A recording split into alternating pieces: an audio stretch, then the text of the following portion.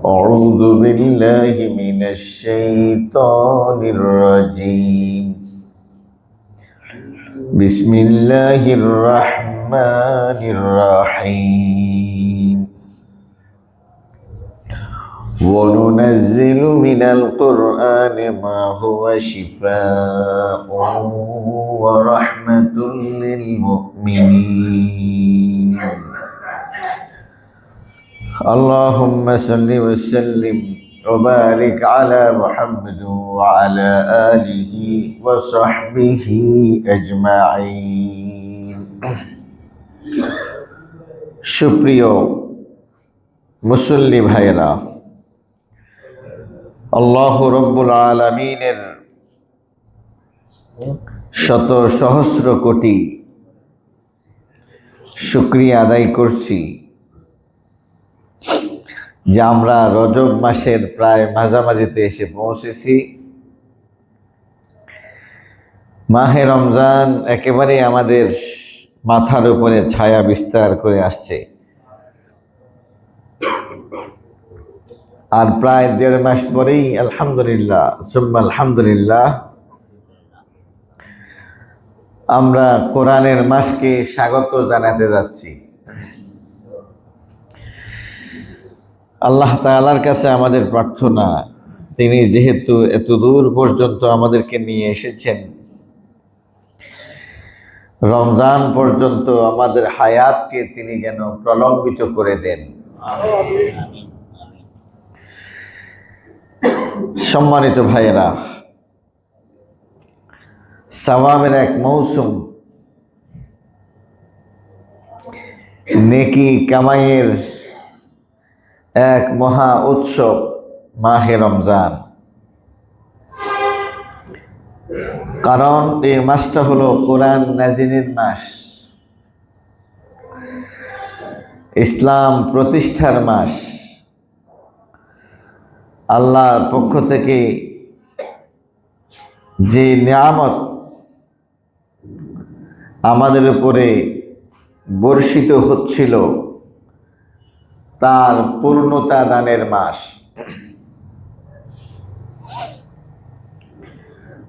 কোরআন এমন এক গ্রন্থ যা আমাদেরকে দুনিয়াতেও সম্মানিত করে, আখিরাতেও সম্মানিত করে। কোরআন এটা হলো শিফা, এটা যেমন অন্তরের শিফা, তেমনি এটা আমাদের শরীরের জন্য শিফা। কোরআনিক চিকিৎসা নামে একটা কিতাব আছে। আমরা কোরআনুল কারীমের বিভিন্ন আয়াত দিয়ে সেখানে যদি চিকিৎসা করি, তাহলে আমাদের শারীরিক যে সমস্ত সমস্যা সেটাও আল্লাহ তাআলা এই কোরআনের উসিলায় আমাদেরকে সুস্থ করে দেবেন। কারণ কোরআনকে আল্লাহ তাআলা নিজেই শিফা বলেছেন, ওয়ানুনাজ্জিলু মিনাল কোরআনি মা হুয়া শিফা। তিনি কোরআন নাজিল করেছেন যেটা হলো চিকিৎসা, ওয়া রাহমাতুল লিল মুমিনিন, এবং এটা মুমিনদের জন্য রহমত। কাদের জন্য রহমত? মুমিনদের জন্য রহমত। আল্লাহ তাআলা এই কোরআনুল কারীমকে আমাদের জন্য রহমত বানিয়ে দিন, আমাদের জন্য চিকিৎসার উপকরণ বানিয়ে দিন। সম্মানিত ভাইরা, এই কোরআনের সাথে আমাদের সম্পর্ক অনেকের গভীর, আবার অনেকের সম্পর্ক হলো হালকা হালকা, ধরিও না ছাড়িও না এই টাইপের। আবার কাউকে কাউকে আল্লাহ তাআলা ছোটকালে কোরআনের নিয়ামত দান করেছেন, বড় হতে হতে তিনি সেই নিয়ামত থেকে মাহরুম হয়ে গেছেন, বঞ্চিত হয়ে গেছেন। গত কয়েকদিন আগে একজন ভাইয়ের সাথে দেখা হলো। তিনি বললেন, আমি তো হাফেজ কোরআন ছিলাম, মসজিদে নামাজ পড়াইছি অনেক বছর। এরপরে তিনি বিদেশ গেছেন, এখন বড় ব্যবসায়ী, ভালো নামাজি, আল্লাহওয়ালা মানুষ, কিন্তু কোরআন আর আগের মতো নেই। ওই সম্পদ হারিয়ে ফেলেছেন। রাসূল করিম সাল্লাল্লাহু আলাইহি ওয়াসাল্লাম বলছেন, মান তাআল্লামাল কোরআন, যে ব্যক্তি কোরআন শিখে, ওয়া আল্লাকা মাসহাফাহু, এরপরে তার মাসহাফ, কোরআনের যে কপি, এটাকে সে ঝুলিয়ে রাখে, লাম ইয়াতাআহাদহু, এটার কোনো খোঁজ খবর রাখে না। কি করে না? খোঁজ খবর রাখে না। ওয়ালাম ইয়ানজুর ফীহি, এবং সেদিকে নজর দেয় না। কি দেয় না? দৃষ্টি দেয় না। যা ইয়াউমাল কিয়ামাতি মুতাআল্লিকান বিহি, কিয়ামতের দিন সে এই অবস্থায় উঠবে যে কোরআন তার গলায় ঝুলন্ত থাকবে। যেহেতু সে ঝুলাই রাখছে, কোরআনও কি থাকবে? ঝুলে থাকবে। ইয়াকুলু ইয়া রব, কোরআন বলবে, হে রব, ইন্না আবদাকা হাযা ইত্তাখাযানি মাহজুরা, আপনার এই গোলাম আমাকে মাহজুর করেছে। মাহজুর, হিজরত করেছে, তরক করেছে, আমাকে পরিত্যাগ করেছে। কি করেছে? পরিত্যাগ করেছে। ফাকদে বাইনি ও বাইনাহ, এখন বিচারটা আমি আপনার কাছে দিলাম, আপনি কি বিচার করবেন দেখেন। ফাকদে, আপনি কাজা করুন, আপনি বিচার করুন। বাইনি ও বাইনাহু, তার মাঝে আর আমার মাঝে। বিচারটা দেবে কে? কোরআন দেবে। ইন্না লিল্লাহি ওয়া ইন্না ইলাইহি রাজিউন। আল্লাহ তাআলা আমাদের যাতে এরকম বদনসিবওয়ালা না করেন যে কোরআন যাদের বিরুদ্ধে মামলা করবে। আল কোরআনু হুজ্জাতুন লাকা আও আলাইকা, কোরআন তোমার পক্ষে অথবা বিপক্ষে দলিল। পক্ষে দলিল হলে তো কোনো কথাই নেই, এই লোকটা নিশ্চিত জান্নাতে প্রবেশ করবে। আল্লাহ না করুন যদি কোরআন কারো বিপক্ষে দাঁড়িয়ে যায়, তো কোরআন তো আলাদা কিছু না, কোরআন তো হলো স্বয়ং আল্লাহর বাণী। কার বাণী? যেন আল্লাহ তাআলা নিজেই, কোরআন তো আর সৃষ্টি না, কোরআন কি না? সৃষ্টি না। আল্লাহ থেকে আল্লাহর কথাকে যেরকম আলাদা করা যায় না, হ্যাঁ, এটা আল্লাহর সাথেই সম্পৃক্ত। এটা আল্লাহর কালাম, আল্লাহর বাণী। তার মানে যেন আল্লাহ তাআলা নিজেই তার বিরুদ্ধে দাঁড়িয়ে গেলেন।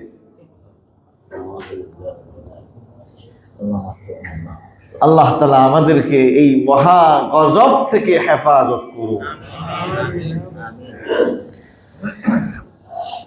সম্মানিত ভাইরা আমার, হাদিসের মধ্যে আসছে, আপনারা জানেন, রমজান মাসে এই হাদিস আপনারা শুনেন, আস-সিয়ামু ওয়াল কুরআনু ইয়াশফাআনি লিল আবদি ইয়াওমাল কিয়ামাহ। আল্লাহর কাছে কোরআন সুপারিশ করবে, সিয়াম সুপারিশ করবে।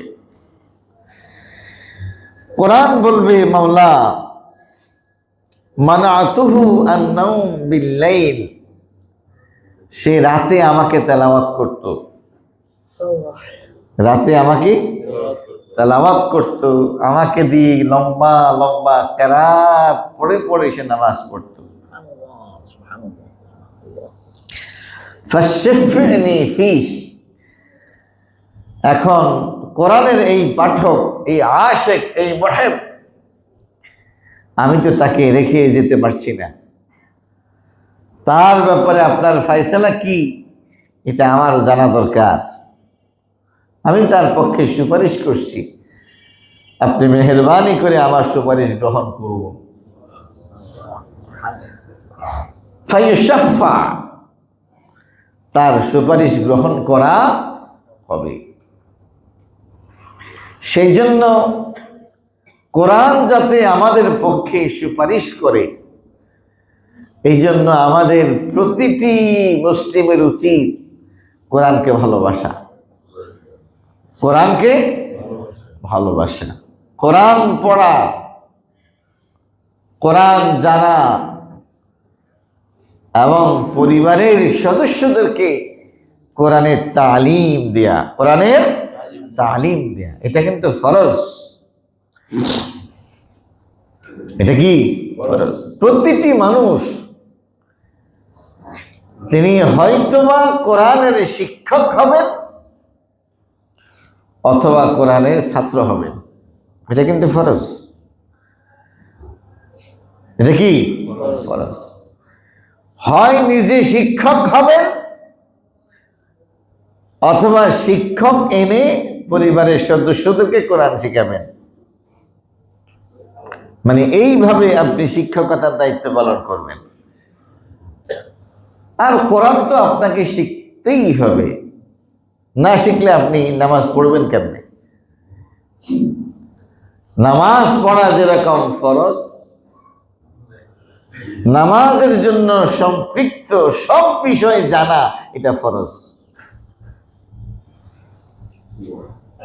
নামাজ পড়া কি ফরজ? কিভাবে নামাজ পড়তে হবে এটা জানা ফরজ না? তো নামাজের মধ্যে যেই সমস্ত জিনিস ফরজ, তার মধ্যে একটা হলো কেরাত পড়া। কি পড়া? কেরাত পড়া। এই কেরাতের মধ্যে একটা হলো সূরাতুল ফাতিহা, এবং এর সাথে সূরা মিলানো। কি মিলানো? সূরা মিলানো। এটা ফরজ। এটা কি ফরজ? আল্লাহ তাআলা আমাদেরকে বুঝার তৌফিক দান করুন।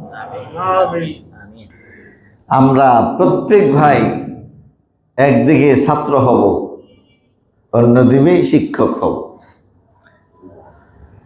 ছাত্র হব নিজে শেখার জন্য, নিজে জাহান্নাম থেকে বাঁচার জন্য। যেমনটি আল্লাহ বলছেন, কু আনফুসাকুম, নিজেদেরকে বাঁচাও জাহান্নাম থেকে, ওয়া আহলিকুম, এবং পরিবারকে বাঁচাও জাহান্নাম থেকে। নিজে বাঁচবো কিভাবে? কোরআন পড়ে, কোরআন অনুযায়ী আমল করে। আর পরিবার পরিজনকে জাহান্নাম থেকে বাঁচানো কিভাবে? তাদেরকে কোরআন পড়িয়ে, কোরআন শিখিয়ে, কোরআন শেখার ব্যবস্থা করে, কোরআন অনুযায়ী আমল করার নসিহত করে, উপদেশ দিয়ে তাদেরকে জাহান্নাম থেকে বাঁচানোর জন্য আপনাকে চেষ্টা করতে হবে। এই কাজটা কিন্তু ফরজ। এই কাজটা কিন্তু কি ফরজ। আজকে আমাদের পরিবারগুলো হারিয়ে যাচ্ছে কেন? কেন আজকে আমাদের সন্তানগুলো আজকে আমাদের কথা শুনছে না? এর কারণ হলো ওই পরিবারের কর্তৃপক্ষ, পরিবারের প্রধান, তিনি ফরজ কাজে অবহেলা করেছেন।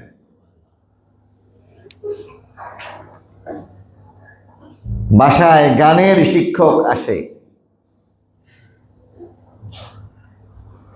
বাসায় নাচের শিক্ষক আসে,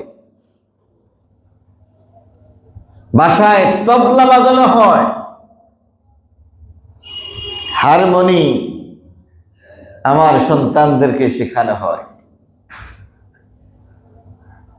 কিন্তু সন্তানদেরকে বিশুদ্ধভাবে কোরআন পড়ানোর জন্য পিতামাতা দায়িত্ব পালন করে নেই। সন্তানরা এতিম হয়ে বড় হচ্ছে, এতিম হয়ে। কি হয়ে বড় হচ্ছে? এতিম হয়ে বড় হচ্ছে। বাবা না থাকলে পরে সন্তান যেরকম অসহায়, ঠিক বাবা জীবিত থাকার পরেও দ্বীনের বিচারে, ঈমানের বিচারে, ইসলামের বিচারে, নীতি নৈতিকতার বিচারে সন্তান এরকম এতিম হয়েই বড় হচ্ছে।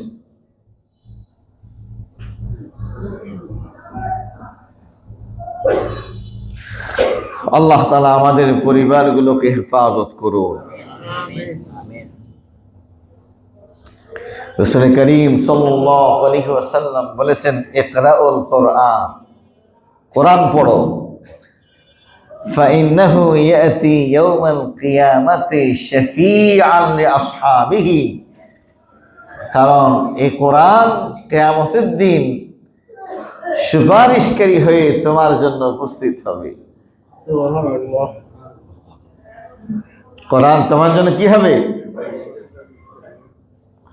অন্য একটা বর্ণনায় আসছে, ইকরাউল কোরআন ওয়াদউল্লাহ বিহি, কোরআন পড়ো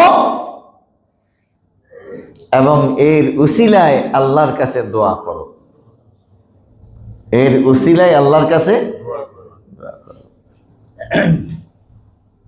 এক রুকু, দু রুকু, এক পারা, দু পারা কোরআন পড়বেন। এখন আপনি দোয়া করলে দোয়া কবুল হবে। আল্লাহকে বলবেন যে, আল্লাহ, আপনার পাক কালাম তেলাওয়াত করেছি, আমার এই সমস্যা, এই প্রয়োজন, এই চাহিদা মেহেরবানি করে আপনি পূর্ণ করুন। কোরআন পড়ো, আল্লাহর কাছে দোয়া করো। কোরআন পড়া মানে হলো আপনি আল্লাহর সাথে কথা বলেছেন। কোরআন হলো কালামুল্লাহ, আল্লাহর বাণী। আপনি আল্লাহর সাথে কথা বলেছেন। আল্লাহ তাআলা এই মুহূর্তে আপনার উপরে রাজি এবং খুশি। আপনি এখন যা কিছু আল্লাহর কাছে চাইবেন তাই আল্লাহ তাআলা কবুল করবে।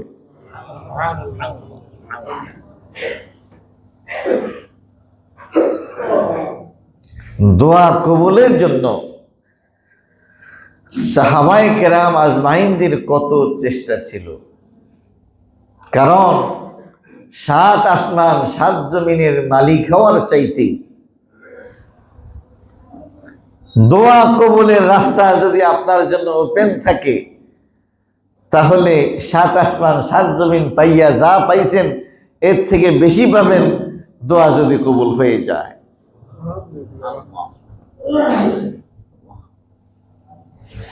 হযরত ওমর বলতেন, আমরা বৈধ উপার্জনের 10 ভাগের 1 ভাগ আমরা নিজেরা খেতাম। কারণ অবৈধ খাবার খেলে দোয়া কবুল হয় না। আমরা তো এমনিই অবৈধ উপার্জন করতাম না, এরপরও আরো যাতে রকেটের গতিতে দোয়া কবুল হয়, আরো বেশি ছাকনি আমরা ব্যবহার করতাম। 10 ভাগের 9 ভাগ আমরা প্রয়োজনে দান করে দিতাম। কারো যদি দোয়া কবুলের রাস্তা ওপেন থাকে, তাহলে তো তার আর কোনো সমস্যাই থাকে না। তার আর কোনো সমস্যাই থাকে না। আয় আল্লাহ, আমি অসুস্থ, আমাকে সুস্থ করে দেন, খালাস। আল্লাহ তাআলা আপনাকে যদি অসুস্থ বানায়, 1000 কোটি টাকা দিয়েও লাভ কি? কি বলেন, ঠিক কিনা? আপনার পিঠের মধ্যে, রানের মধ্যে কোথাও যদি একটা বড় বিষ ফোঁড়া উঠে, না ঘুমাইতে পারেন, না শুইতে পারেন, কি এক যন্ত্রণা! টাকা দিয়ে আপনি করবেন কি? আপনি আল্লাহর কাছে চাইয়া সুস্থতা নিলেন, এটাতে 1000 কোটি টাকা চাইতেও বেশি। কি বলেন, ঠিক কিনা? আপনি আল্লাহকে বললেন যে, আল্লাহ, আমাকে এরকম সন্তান দান করেন যে সন্তানের দিকে তাকাইলে আমার চোখ জড়িয়ে যাবে। কি? রবিয়াতুর রাই মালিকি মাযহাবের সম্ভবত ইমাম মালিকের উস্তাদ ছিলেন। ওনার বাবা বাসরের পরের দিনই চলে গেছেন বিদেশ ভ্রমণ। যাওয়ার আগে অনেকগুলো সম্পদ তার স্ত্রীকে দিয়ে গেলেন। অনেক বছর পর তিনি আসলেন। আসার পর তিনি বাড়িতে প্রবেশ করলেন। এরপরে তিনি মনে মনে রাগ করলেন যে তার বাড়িতেই পাশের কামরায় একজন যুবক ছেলে, যে আমার বাড়িতে এরকম একটা যুবক ছেলে বসবাস করে, এটা কেমন? আমার স্ত্রীর পর্দা পুশিদার কি ক্ষতি হচ্ছে না? যাই হোক, গভীর রাতে আসলেন, বেশি কথা হলো না। সকালবেলায় তিনি মসজিদে গেলেন, নামাজ পড়লেন জামাতের সাথে। তখন দেখলেন যে একজন যুবক মিম্বরের উপরে গিয়ে বসছে ফজরের পরে। তখনকার তো আর বেনামাজি ছিল না, সেই স্বর্ণযুগে বেনামাজি ছিল না, যে মুসলমান অথচ নামাজ পড়ে নেই এরকম ছিল না। সবাই ফজরের জামাতে গিয়ে শামিল হতো। কি বলেন, ঠিক কিনা? এখন তো হলো মৃত্যুপুরী, ঢাকা শহর, চট্টগ্রাম শহর, রাত 1টা 2টা 3টা পর্যন্ত সজাগ। ফজরের সময় আসলেই আল্লাহর গজবটা পড়ে, তখন ঘুমটা শুরু হয়।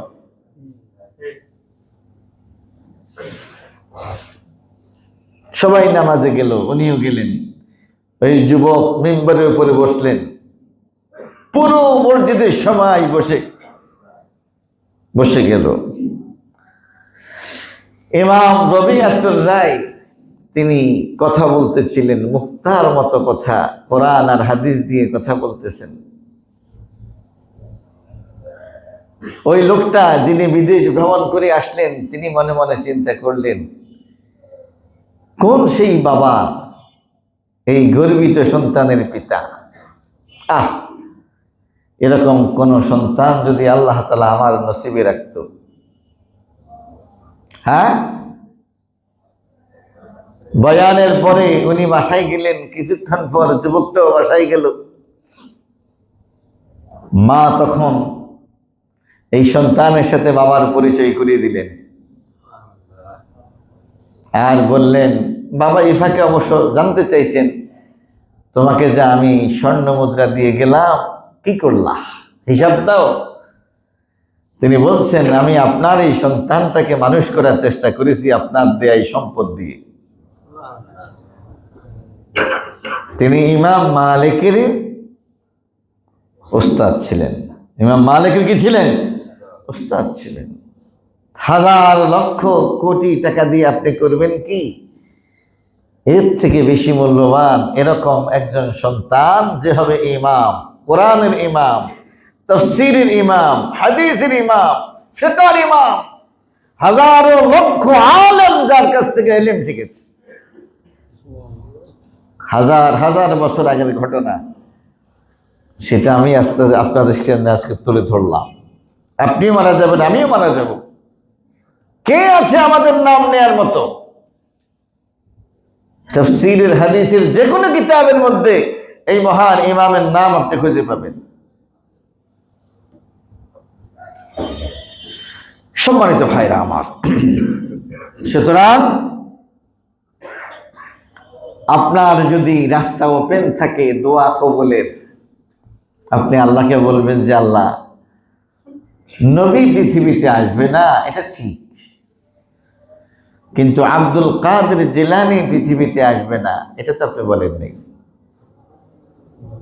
রবিআতুর রায় পৃথিবীতে আসবে না এটা তো আপনি বলেন নাই। ইমাম বুখারীর মতো সন্তান পৃথিবীতে আসবে না এটা তো আপনি বলেন নাই। আপনি আমার সন্তানকে ইমাম বুখারী বানিয়ে দেন। এটা কি সম্ভব নাকি সম্ভব না? সম্ভব। হিম্মাতুর রাজুল হিম্মাতুহু, কোন ব্যক্তির মর্যাদা হলো তার সাহস কত বড় সেটার উপরে। যে যত উঁচা হতে চায় আল্লাহ তাআলা তাকে তত উঁচা করে দেয়। হ্যাঁ, হাদি তার জীবদ্দশায় বলছে, বুকে অথবা মাথায় গুলি না লাগলে তো সমস্যা নেই, কি মাথায় গুলি লাগলে হাসতে হাসতে জান্নাতে চলে যাব। এটা কিন্তু তার স্বপ্ন, সারা জীবনের তার প্রত্যাশা। ছোটকালেই থেকে তিনি নাকি এই স্বপ্ন দেখতেন যে মিছিলের সামনে থাকবেন আর কোন একটা বুলেট এসে তাকে বিদ্ধ করবে আর তিনি হাসতে হাসতে জান্নাতে চলে যাবেন। ভীরু আর পুরুষরা তো এরকম হতে পারে না, কি বলেন ঠিক কিনা?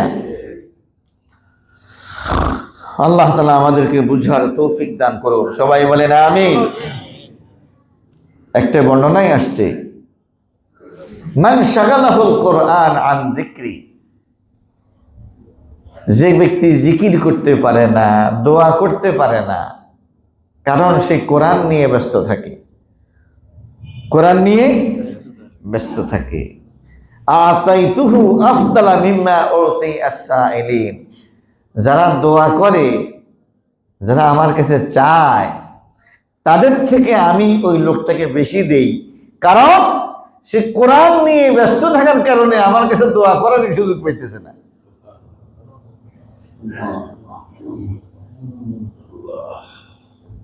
সেই কোরআন, এই নিয়ামত থেকে আজকে আমরা বঞ্চিত।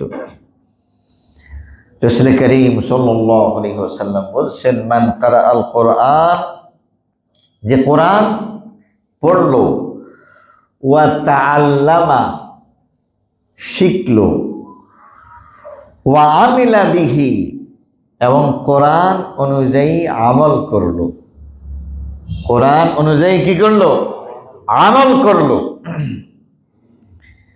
সে মুনাফিকদের মতো হবে না, সে ইহুদিদের মতো হবে না। ইয়াহুদ যারা, তাদের বৈশিষ্ট্য হলো তারা আল্লাহর কিতাব জানতো কিন্তু আমল করতো তার উল্টাটা। এটা হলো মুনাফিকদের স্বভাব। কার স্বভাব? এরকম না, আন্তরিকভাবে কোরআনকে ভালোবাসবে, কোরআন শিখবে এবং কোরআন অনুযায়ী সাধ্য মতো আমল করার চেষ্টা করবে। উলবিসা ওয়ালিদাহু ইয়াউমাল কিয়ামাতি তাজান মিন নূর, তার পিতামাতাকে কিয়ামতের দিন নূরের টুপি পরিয়ে দেয়া হবে।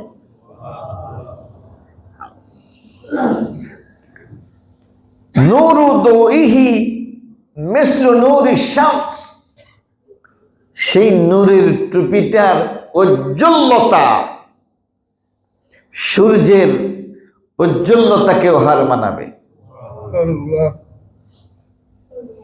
মানে বিষয়টা চিন্তা করছেন? ভরা দুপুরে 100 পাওয়ারের 1000 পাওয়ারের কোন লাইট যদি আপনি মাঠের মধ্যে জ্বালিয়ে দেন, এই বাল্ব কি কোনো কিছু আলোকিত করতে পারবে না, কারণ সূর্যের কিরণের সামনে এটা তুচ্ছ, এটা মলিন হয়ে যাবে। কিন্তু আপনি যদি কোরআনের পাঠক হন, আপনার সন্তান যদি কোরআনের পাঠক হয়, কোরআন অনুযায়ী আমলকারী হয়, আল্লাহ তাআলা আপনার মাথার মধ্যে এরকম নূরের টুপি পরিয়ে দেবেন, যেই নূরের উজ্জ্বলতা সূর্যের আলোকে নিষ্প্রভ করে দেবে।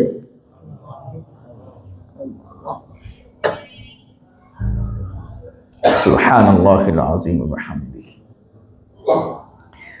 ওয়া ইউকসা ওয়ালিদাহু হুল্লাতাইন, এটা তো হলো মাথার টুপি।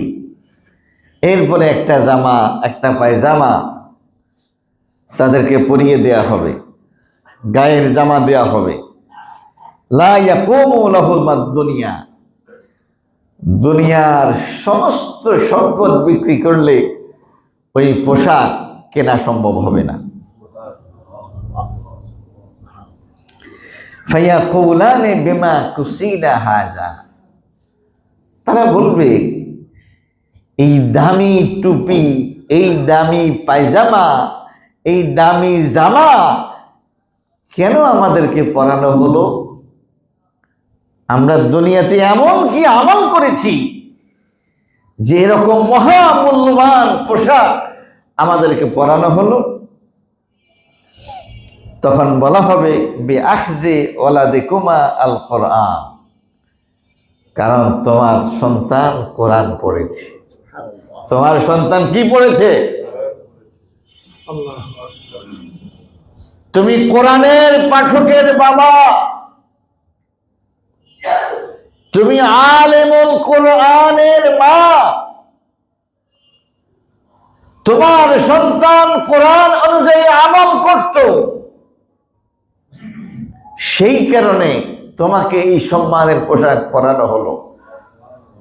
ও ভাই, আপনার কারণে যদি আপনার বাবার এত কদর হয়, তাহলে আপনার কদর কত?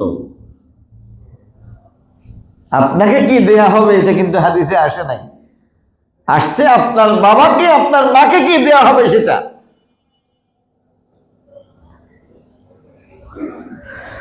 আল্লাহ তাআলা আমাদের সবাইকে বুঝার তৌফিক দান করুন। আপনার ছেলে কোরআনের পাঠক হয়ে সেনাবাহিনীর প্রধান হতে সমস্যা নেই তো? বর্তমান পাকিস্তানের সেনা প্রধান আসিফ মনির, উনি কিন্তু হাফেজ কোরআন। কি বলেন, ঠিক কিনা? এর আগে মিশরের প্রেসিডেন্ট মুরসি, উনি কিন্তু হাফেজ কোরআন ছিলেন।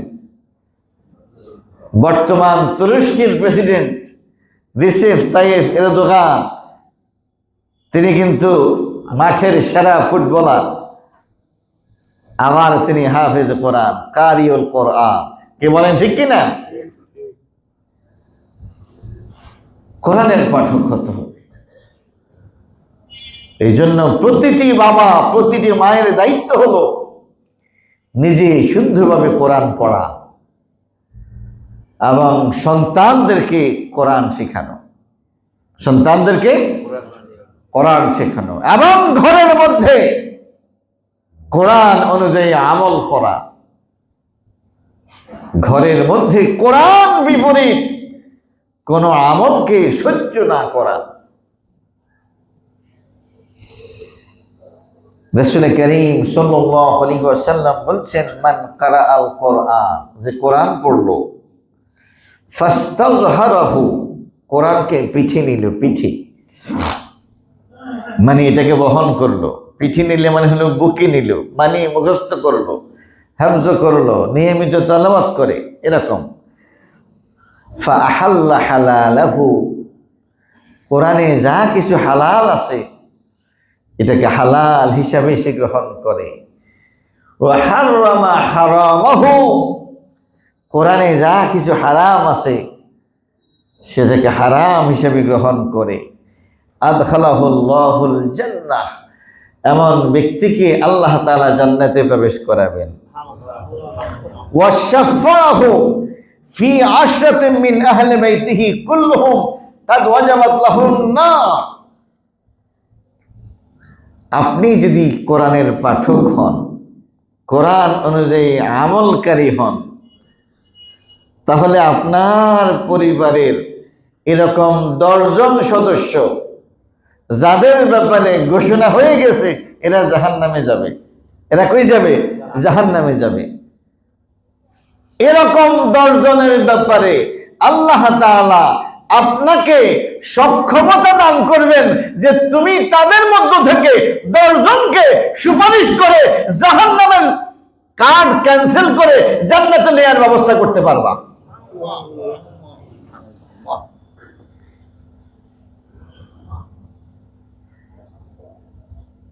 কোরআন হলো আলো, কোরআনের পাঠক, কোরআন অনুযায়ী আমলকারী মানুষ হলো আলোকিত মানুষ, আলোকিত মানুষ। সমাজের যা কিছু সুন্দর, যা কিছু ভালো, যা কিছু গ্রানওয়ালা, সব কিছু কোরআন থেকে নেয়া। কি বলেন, ঠিক কিনা?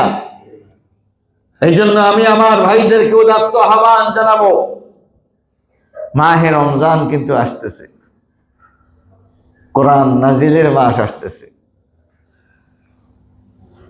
আমরা এখন থেকে কোরআনের মাসকে রিসিভ করার জন্য প্রস্তুতি গ্রহণ করব। বাসা বাড়িতে বড় মেয়েরা থাকলে, স্ত্রী থাকলে, কোনো মহিলা শিক্ষিকার মাধ্যমে তাদেরকে কোরআন শেখানোর চেষ্টা করো। আপনিও ব্যক্তিগতভাবে প্রাইভেট শিক্ষক নিয়ে কোরআন পড়ার চেষ্টা করুন। হুজুরকে বলেন যে হুজুর, আমার নামাজটা হয় কিনা দেখেন। আপনি শুনেন, আমি নামাজটা পড়ি, নামাজের মধ্যে যা যা পড়তে হয় আপনি শুনেন, ঠিক আছে কিনা। আমার সূরা ফাতিহা হচ্ছে কিনা, সূরা ফাতিহার পরে আমি যে সূরা পড়ি এটা ঠিক আছে কিনা, আমার আয়াতুল কুরসি, আমার তাহিয়া, আমার দরুদ শরীফ, আমার দোয়ায়ে মাসুরা, রুকু সিজদার তাসবিহাত গুলো, আমার দোয়ায়ে কুনুত গুলো ঠিক মতো আদায় হচ্ছে কিনা আপনি একটু শুনেন, আপনি আমাকে সংশোধনী দেন। কারণ এরকম অশুদ্ধ অবস্থায় আমি তো আল্লাহর সামনে আর কত দাঁড়াবো। কি বলেন, ঠিক কিনা? প্রত্যেকের দায়িত্ব হলো এই কাজটা করা। তবে আল্লাহ তাআলার শুকরিয়া, আমরা প্রতি বছরই আমাদের এই মসজিদে ফ্রি তালিমুল কোরআনের একটা ব্যবস্থা আমরা করি, এবং এর উসিলায় আলহামদুলিল্লাহ অনেক ভাই ইতিমধ্যে খুব সুন্দরভাবে আল্লাহর কোরআন পড়ার মতো যোগ্যতা অর্জন করেছেন। এবছরও আমরা 40 দিনের একটা কোর্স রমজানের আগে আমরা চালু করতে যাচ্ছি। আগামী বুধবার থেকে শুরু হবে ইনশাআল্লাহ। কয়টা থেকে? হ্যাঁ, বাদেশা আধা ঘন্টা থেকে 1 ঘন্টা সম্ভবত সময় নেওয়া হয়। বাদেশা আগামী বুধবার থেকে ইনশাআল্লাহ আমাদের এই মসজিদেও এরকম তালিমুল কোরআনের ব্যবস্থা হবে। এই 40 দিনের কোর্সে যারা অংশগ্রহণ করবেন ইনশাআল্লাহ মাহে রমজানে আপনি স্মুথলি আল্লাহর কোরআন শুদ্ধভাবে তেলাওয়াত করতে সক্ষম হবেন ইনশাআল্লাহ। এই তালিমের সম্মানিত মুআল্লিম হিসেবে দীর্ঘ অভিজ্ঞতা সম্পন্ন, অভিজ্ঞতায় সমৃদ্ধ আমাদের জহির ভাই আছেন, তার সাথে আপনারা যোগাযোগ করবেন। এরকম সুন্দর ব্যবস্থা থাকার পরেও যেই সমস্ত মুসল্লি ভাইদের কেরাত অশুদ্ধ থেকে যাবে, অন্তত আমরা সেদিন আল্লাহর কাছে বলতে পারবো যে আল্লাহ, আমরা আমাদের দায়িত্ব পালন করেছি, আমাদের ভাইদের কর্ণকুহরে আমরা আমাদের দাওয়াত, আমাদের ম্যানেজমেন্টের কথাগুলো বলার চেষ্টা করেছি।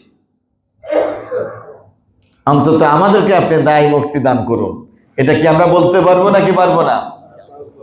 যারা যেখানেই থাকেন, যত দূরেই থাকেন, কোরআনের সাথে সম্পর্কই আপনাকে সম্মানিত করবে। ইন্নাল্লাহা ইয়ারফাউ বিহাযাল কিতাবি আকওয়ামান ওয়া ইয়াদাউ বিহি আখারিন। এই কোরআনের মাধ্যমেই আল্লাহ তাআলা কাউকে কাউকে সম্মানিত করেছেন, আর এই কোরআন ছেড়ে দেওয়ার কারণেই আল্লাহ তাআলা কাউকে কাউকে অসম্মানিত করেছেন। আবু বকর হয়েছে কোরআনের কারণে, আবু জাহাল হয়েছে কোরআন ছাড়ার কারণে। কি বলেন, ঠিক কিনা? এখনো একই কন্ডিশন। এখনো সমাজের যে সমস্ত মানুষ কোরআনকে আঁকড়ে ধরবে, আল্লাহ তাআলা আবু বকর, ওমর, ওসমান, আলীর মতো তাদেরকে দুনিয়াতেও সম্মানিত করবেন, আখিরাতেও করবেন। আর যারা অসম্মানিত হবে সেটা কোরআন ছেড়ে দেওয়ার কারণেই হবে। আল্লাহ তাআলা আমাদেরকে বুঝার তৌফিক দান করুন।